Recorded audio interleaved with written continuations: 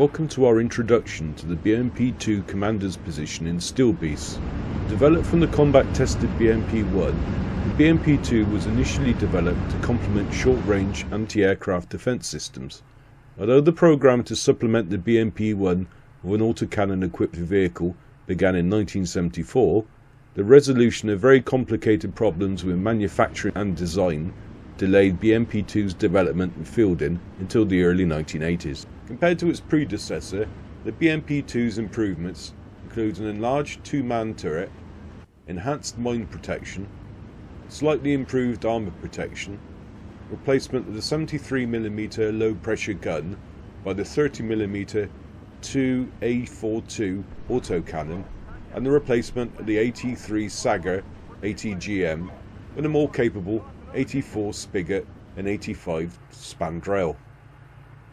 By default, the BMP carries 6 dismounts in the back, equipped with RPG-7L anti-armour weapons, a PKM and 5.45mm rifles. Of course, the mission designer can change that equipment. Produced from 1980 to 1989, more than 28,000 BMP-2s are manufactured. This number includes derivatives and licensed production in other countries.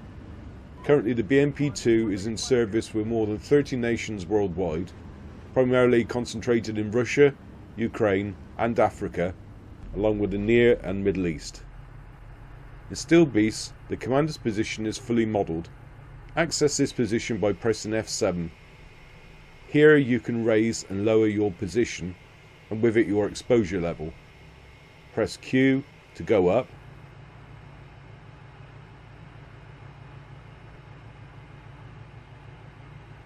and Z key to go down.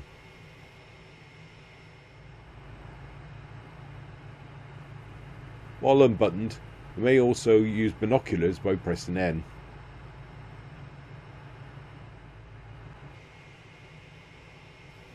Button up or unbutton your hatch with the B key. The TKN-3 Commander's periscope is attached to a fully traversable cupola. Access your TKN-3 periscope by pressing F3. Once the user is at the TKN-3 periscope view, the user can traverse and elevate the cupola using either the mouse or the joystick. This represents the commander grabbing the 2 side handles of the periscope and sliding around the cupola's race ring. The sight on the TKN-3 is a simple reticle with lead and elevation lines. The reticle has also a series of marks used for range estimation, similar to the M1 tank's gas sight. The numbers along the bottom of the scale represent the range in hundreds of meters. To estimate range to a typical tank-sized target, place the range scale so that the bottom horizontal line is where the bottom of the tracks of the vehicle is, and the top part of the scale is at the top horizontal hash mark of the turret. When the target fully fits between the two, then the range is estimated at the value above the appropriate mark. Like a periscope on a submarine, the TKN-3 has a handle on the left and right of the periscope, each of which has a button on top of it. The left-handled button is a toggle used to stabilise the periscope, that is, to keep the reticle on a certain spot, even when the turret is moving. This feature is represented by pressing the comma key, and basically causes the cupola to counter-rotate against the turret's movement.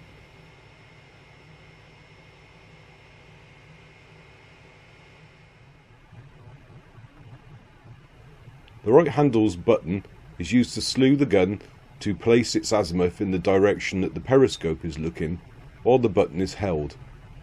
This feature is represented by pressing the full stop key, and is used to more or less put the gunner onto an intended target, or to have him look in a certain direction. Note that holding this key whilst also moving around the periscope will override the turret and have it follow the periscope, though the commander cannot fire the main gun himself. The TKN-3's night vision can be turned on by pressing the plus key on the number pad. However, this cannot be activated during daylight. As mentioned, the positive light amplification capability and image quality of the TKM3 is better than the gunner's infrared sight. Even though the BMP-2 commander does not have a true gunner's primary sight, he does have his own specialised sight which can be used to observe and assist the gunner, and as an auxiliary sight in the case the gunner's primary sight is disabled. To access the commander's sight, press F2. Once there, the view will be all black. To open the door, press Shift and B. Then press N to toggle between times 1.2 and times 4. The three large rings around the sight are lead rings used for anti-aircraft engagements. These are used to help determine lead on air targets moving at 50, 100 and 250 meters per second velocities.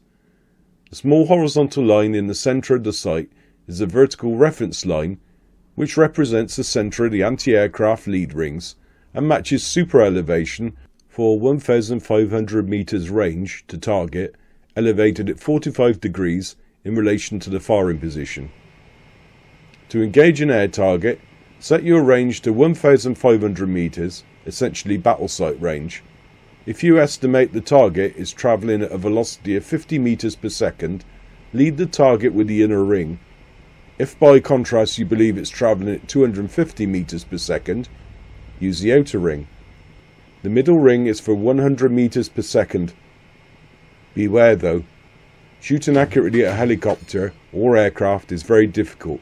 Except at very short range, expect great difficulty in hitting your target.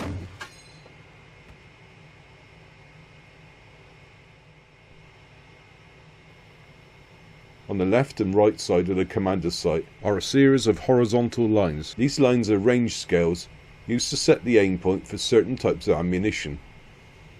The scale on the far left is used for a HE, the shorter scale on the right of it, second from the left, is used for KE, and the scale on the right of the sight is used for coax. The line that extends across the sight is the adjustable index line, which is a line that can be moved up and down to index range. The position where the adjustable index line intersects with the vertical line that extends across the sight will determine the aim point for the appropriate ammunition type at the specified range. To adjust the aim point, press Shift up to increase the range by moving the horizontal index line down the sight. Press Shift down to decrease range. Alternatively, the mouse wheel can be used to adjust range, and holding Shift while doing so will increase the speed of the range adjustment. The numbers along the range scales are in hundreds of meters, so if you want to set the KE sight to 1,200 meters, then you would increase range until the horizontal line is in line with the 12 range scale on the KE scale.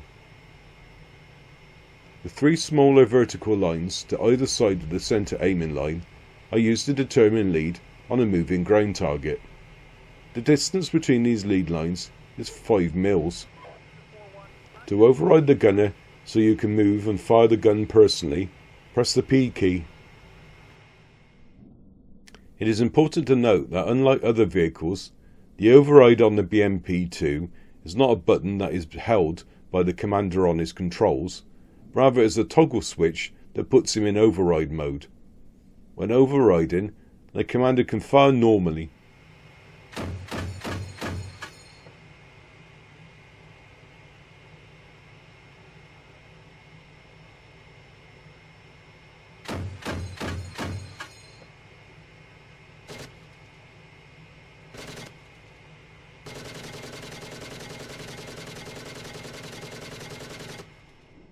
To give control back to the gunner, press the P key again.